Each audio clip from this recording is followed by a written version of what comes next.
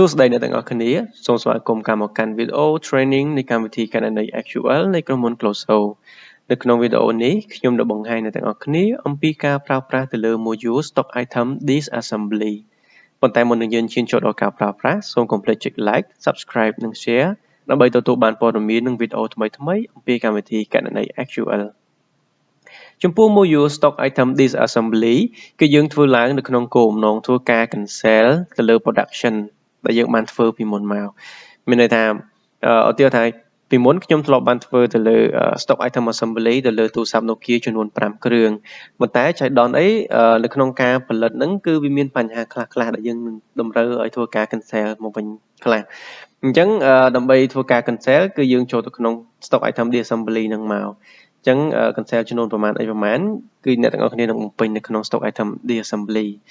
ហើយកាលណាដែលយើងធ្វើ stock item Disassembly មានន័យថាចំនួន finish code ដែលយើងនឹងធ្វើការផលិតគឺវានឹងថយនៅក្នុង system ហើយចំពោះ raw material គឺវានឹងរត់ចូលទៅកាន់ឃ្លាំងរបស់វាវិញធម្មតាមានន័យថា finish code ថយ raw material កាន់ឡើងវិញអញ្ចឹងដើម្បីកុំឲ្យខាតពេលយូរតោះយើងតាមដានទស្សនាទាំងអស់គ្នាអញ្ចឹងដើម្បីធ្វើ stock Disassembly បានអ្នកទាំងអស់គ្នាចូលទៅកាន់ production menu បន្តមកទៀតយក stock item Disassembly តមកចុច new ដើម្បីបង្កើតថ្មីអញ្ចឹងមុននឹងយើងបង្កើតខ្ញុំចង់បង្ហាញអ្នកទាំងអស់គ្នាអំពីprocess នឹងសិនថាតើនៅពេលដែលយើងធ្វើការ cancel ឬក៏ធ្វើ disassembly ហ្នឹងទៅលើ raw material ឬក៏ finish good ហ្នឹងវាមានការកើនឡើងឬក៏ថយដែរអត់អញ្ចឹងយើងចូលទៅ stock maintain stock item ដើម្បីយើងមើលទៅលើចំនួន finish good មុនសិន Nokia អញ្ចឹងអ្នកទាំងអស់គ្នាឃើញអញ្ចឹងចំនួន5ដែលយើងបានធ្វើផលិតហើយពីមុនមកហើយបន្តមកទៀតខ្ញុំធ្វើការ cancel ចំនួន2ទៅវិញមានន័យថាក្នុងករណីហ្នឹងគឺខាងខ្ញុំតម្រូវឲ្យមានការ cancel 2វិញអាចថាមកពីខាង customer គាត់ cancel ឬក៏យើងមានបញ្ហាកន្លែងណាមួយអញ្ចឹងកន្លែងនេះអ្នកទាំងអស់គ្នាគ្រាន់តែចាប់ទៅលើ code stock item BM ហ្នឹងមកមានថា finish code ហ្នឹងមកអញ្ចឹងពីមុនយើងមាន5យើងចាប់យកមកបន្តមកទៀតនៅខាង quantity គឺអ្នកទាំងអស់គ្នាធ្វើការដាក់ចំនួនថាតើអ្នកទាំងអស់គ្នាចង់ធ្វើការ cancel ចំនួនប៉ុន្មានមកវិញអញ្ចឹងឧទាហរណ៍ថាយើងចង់ cancel 2អ្នកទាំងអស់គ្នាដាក់2មកចំពោះកន្លែងនេះយើងលើកຂະຫນາດមកថាຂະຫນາດវាជាប្រភេទអីដែរបើសិនជាទំនិញអ្នកទាំងអស់គ្នាផលិតវាមានច្រើនຂະຫນາដអញ្ចឹងនៅពេលដែលយើងផលិតឬក៏ cancel វិញយើង cancel ຂະຫນາដមួយណាផលិតຂະຫນាដមួយណាអញ្ចឹងមកចំពោះកន្លែងនេះគឺយើងដាក់ second UM quantity បើសិនជាទំនិញដូចខ្ញុំបាននិយាយមុនហ្នឹងអញ្ចឹងបើសិនយើងមានຂະຫນាដច្រើនគឺយើងបំពេញយកមកហើយបើសិនជាយើងចង់ cancel ទៅលើຂະຫນាដមួយណាគឺអ្នកទាំងអស់គ្នាបំពេញនៅខាងក្រោមនេះឧទាហរណ៍ថាបើសិនជា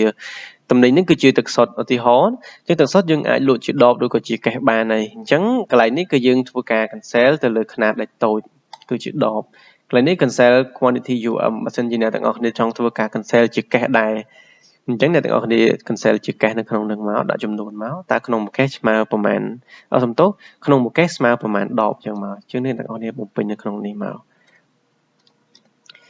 អញ្ចឹងបន្ទាប់ពីយើងបំពេញនៅខាងលើនេះហើយមានន័យថាយើងចង់ cancel ចំនួន2ជាដាក់2ចំពោះ split to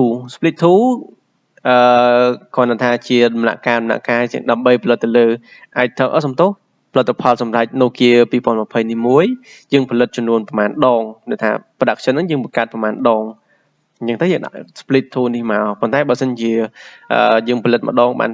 5គឺយើងដាក់តែមួយហ្នឹងក៏បានដែរមានន័យថាមួយហ្នឹងគឺ process យើងធ្វើតែម្ដងផលិតបាន5អញ្ចឹងធ្វើការ cancel ក៏ខ្ញុំមានន័យថា cancel ម្ដងហ្នឹងគឺយើង cancel 2អញ្ចឹងយើងដាក់ឡើងនេះ1មកបន្តមកទៀតអ្នកទាំងអស់គ្នាធ្វើការចាប់ date project ចាប់ location ចាប់ batch number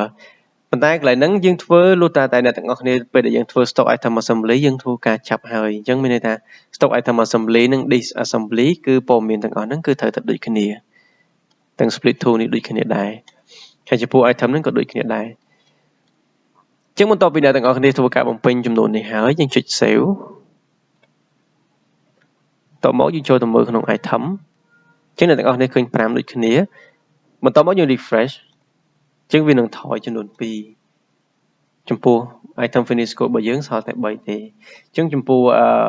BM raw material ទាំងអស់នេះគឺនឹងថយចូលទៅក្នុង system ឬក៏ថារត់ចូលចំនួនមកវិញមានន័យថាកើនចំនួនមកវិញដែរអរគុណចំពោះការតាមដានទស្សនា